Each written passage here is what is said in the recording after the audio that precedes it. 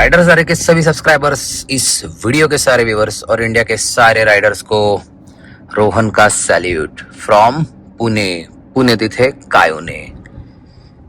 आज एक्चुअली मुझे जाना था गुजरात बड़ौदा और अर्ली मॉर्निंग निकलने का प्लान था, बट रात को बहुत बारिश थी and due to some protest Maharashtra bandh के भी न्यूज़ थे, बहुत सारी चीज़ें हो रही थी। तो then I have decided to let's go with our Tata Sierra EV. तो अभी मैं प्लान के हिसाब से निकल गया, but roads are open. Early morning निकलने का यही फ़ायदा है। 5 बज के अराउंड 9 मिनट हो रहे एंड आई जस्ट स्टार्टेड।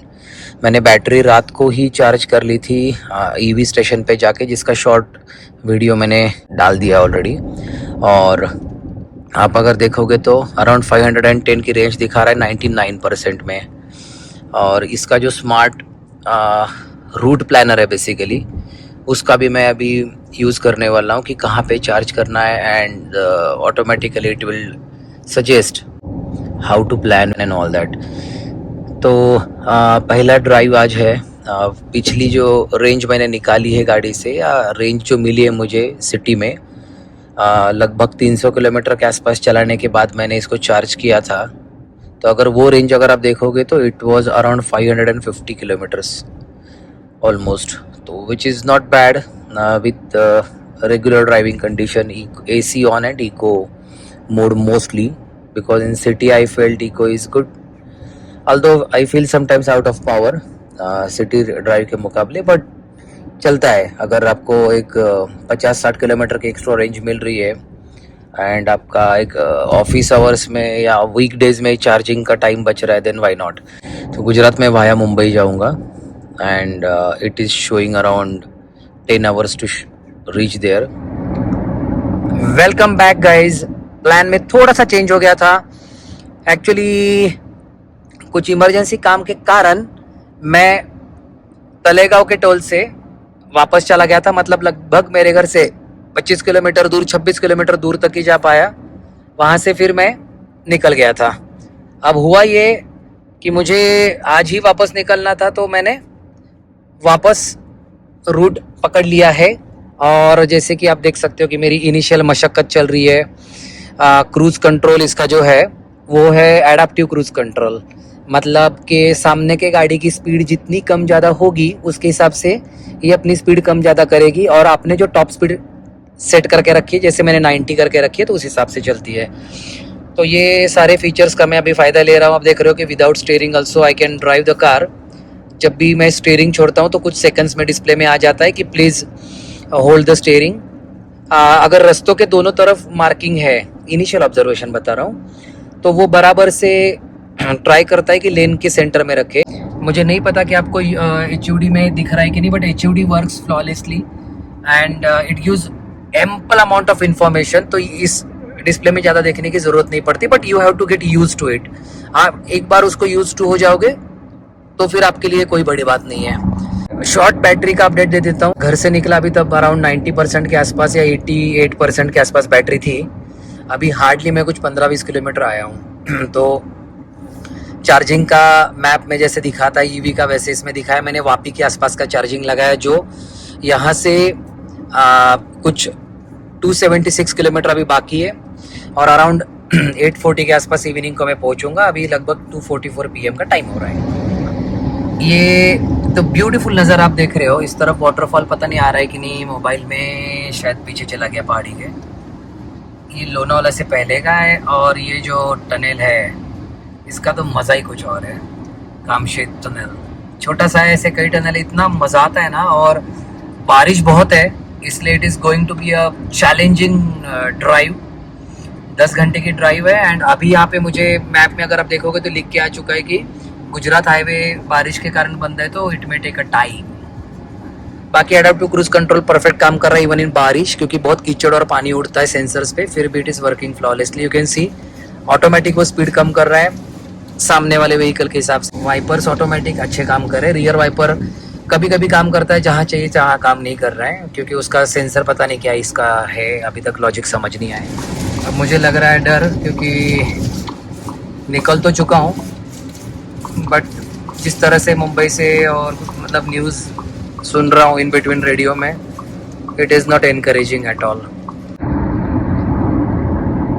आप लोगों को एक बेहतरीन चीज़ दिखाता हूँ, ये देखिए बाहर का weather. Can you believe this guys? यहाँ पे कुछ भी नहीं दिखाई दे रहा है। अगर आप देखोगे लेफ्ट राइट में तो nothing is visible. Missing link जो है लोनावाला में, मैं अभी वहाँ पे हूँ और यहाँ पे रुकना अलाउड नहीं है अभी।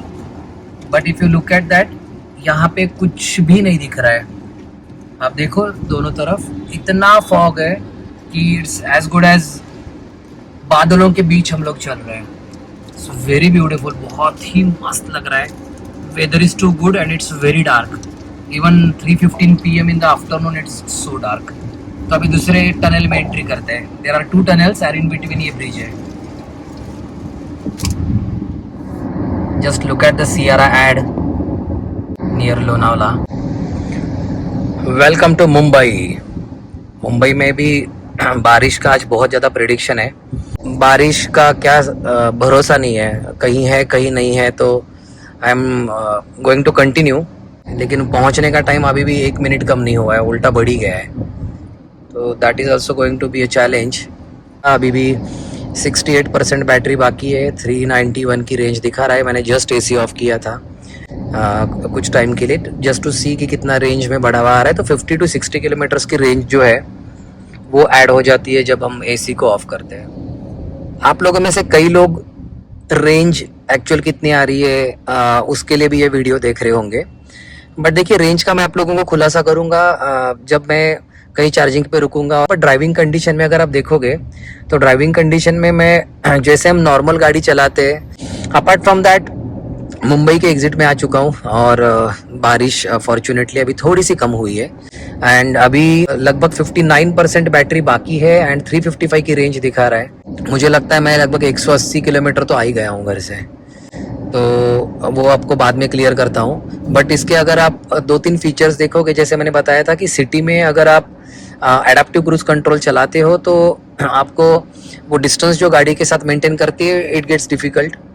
ऑब्वियसली मैनुअल ओवरराइड आप कर सकते हो, but the moment you take off your foot from act pedal वो बहुत ज़्यादा एग्रेसिव ब्रेकिंग करती है गाड़ी। बाकी मुझे और एक चीज़ ऐसी लगी कि एक्सेलेटर पेडल जो है वो बहुत हार्ड है। अब ये पता नहीं आप लोगों को कैसे मैं बताऊं, बट एक्सेलेटर पेडल दबाने के लिए जो पैर का फोर्स लगता है वो मुझे थोड़ा सा हार्ड लगा। देखो, मैं बहुत सालों से स्कोडा कोडियाक चला रहा हूँ, अगर आप लोगों को नहीं पता हो तो उसका एक्सेलेटर का जो, उसमें तो एडाप्टिव क्रूज कंट्रोल नहीं है, बट एक्सेलेटर प्रेस करके रखा अगर थोड़ी देर, तो जो एक पेन फील होता है पैर में, एक जो क्रैम्प काइंड ऑफ थिंग है, वो मुझे इस गाड़ी में फील हो रहा है। तो एक्सेलेटर इज डेफिनेटली हार्ड। इसमें और एक पॉइंट मैं आपको बता दूं कि मैं इको मोड पे गाड़ी चला रहा हूँ, इसलिए एक्सेलेटर ज़्यादा देना पड़ता है just to ensure that I am getting the pickup और that speed. But overall accelerator का जो फील है दूसरे ड्राइव मोड में भी, वो मुझे हार्ड लगा। अब इको मोड पे मैं गाड़ी क्यों चला रहा हूँ, क्योंकि not because of only range, because adaptive cruise control पे मैं गाड़ी चला रहा हूँ। I am not expecting very hard acceleration and something, because vehicle is new and I am trying to adapt the vehicle, understand the behavior of the vehicle। एक उसका जो character होता है वो मैं समझने की कोशिश कर रहा हूँ। बट या ब्रेकिंग बहुत कम करने की जरूरत पड़ रही है मुझे। The moment I am taking off the foot from accelerator pedal, level 2 पे अभी है, तो इसके कारण रीजनरेटिव ब्रेकिंग काफ़ी अच्छे से काम करता है। बीच बीच में ये जो डिस्प्ले है जहाँ पे ये आपको एनर्जी फ्लो अभी दिख रहा होगा इंस्ट्रूमेंट क्लस्टर पे, वहाँ पे मैंने मैप लगाया। बट अगर आप एडाप्टिव क्रूज कंट्रोल लगाते हो तो बार बार उसकी स्क्रीन पॉप आउट हो जाती है, तो वो मज़ा नहीं आ रहा है मुझे उसमें, because it is not meeting my expectation in that way. तो ये मैप यहाँ पे भी आता है and it looks very beautiful. आप देखिए कितना सुंदर लग रहा है। होटल फाउंटेन जस्ट क्रॉस किया और फ्लाईओवर पे रुका हूँ। इतना खूबसूरत व्यू है कि मैं क्या बताऊँ आप लोगों को। लुक एट दिस ब्यूटी, मज़ा आ गया। Seats are not as comfortable as Skoda, I must say. Actually comparison गलत है, बट जो ऑब्जर्वेशन है वो बता रहा हूँ। अभी मैंने एक मस्त ब्रेक लिया था मैकडी में, कॉफ़ी एंड बर्गर लिया। मुंबई क्रॉस करते करते लगभग 3-3.5 घंटे का ड्राइव आपको हो ही जाता है, तो एक ब्रेक तो बनता है। और आप देखो इंस्ट्रूमेंट क्लस्टर अभी कितना प्यारा लग रहा है, जैसे जैसे इवनिंग हो रही है। टाइम हो रहा है 6:30 शाम का और अभी मेरा बैटरी का रेंज 51% में 316 दिखा रहा है बाकी। एक दो जगह पे बाय चांस मेरे से एसी ऑफ हुआ था, जैसे अभी भी आप देखोगे तो एसी ऑफ हुआ है, क्योंकि यहाँ पे रखा हुआ पानी या सॉफ्ट ड्रिंक आप उठाने जाते हो तो टच कंट्रोल है, तो मेरा वहाँ पे टच हो गया ना, आई हैड नो आइडिया कि वो एसी ऑफ हो गया है। और उसके बाद थोड़ी देर में मुझे रियलाइज़ हुआ कि यार गर्मी हो रही है, तो देखा तो एसी वॉज ऑफ। तो देन मुझे रियलाइज़ हुआ कि ओके ऐसा कुछ हो सकता है। फिर मैंने जब नेक्स्ट टाइम वहाँ पे जो कॉफ़ी रखी उसको उठाया, देन आई रियलाइज़ कि यस ऐसा हो सकता ही है। तो ये एक छोटी छोटी चीज़ है जिसका एक्सपीरियंस होता है, तो एक्सपीरियंस हो रहा है वैसे मैं आपके साथ शेयर कर रहा हूँ। जो अपना चार्जिंग पॉइंट है वो वापी में है, जिसको मैंने लोकेशन लगा दिया है। वहाँ पे जाते जाते लगभग बैटरी मेरी 28% बाकी रहेगी और 105 किलोमीटर और बाकी है, और अपने पास रेंज अच्छी खासी है, तो मुझे लगता है इस बार भी 500 प्लस रेंज निकल ही आई है। तो 90 पे मेरा अभी क्रूज़ कंट्रोल सेट है, एडाप्टिव क्रूज़ कंट्रोल, और उसी के साथ मैं चल रहा हूँ। और मुझे लगता है मैंने हार्डली 95 या 98 स्पीड टच करी होगी कहीं पे। एक ग्लिच अभी तक मुझे मिला है कि एंड्रॉयड ऑटो में गाने प्ले ही नहीं हो रहे, रेडियो से एंड्रॉयड ऑटो में स्विच हो ही नहीं पा रहा है। मुझे पहले लगा कि मोबाइल का नेटवर्क नहीं है या महाराष्ट्र गुजरात के बॉर्डर पे हूँ तो उसके वजह से ये शायद हो रहा है, बट नेटवर्क आने के बाद भी गाने कुछ बजने को तैयार ही नहीं है। अब पता नहीं क्या ग्लिच है।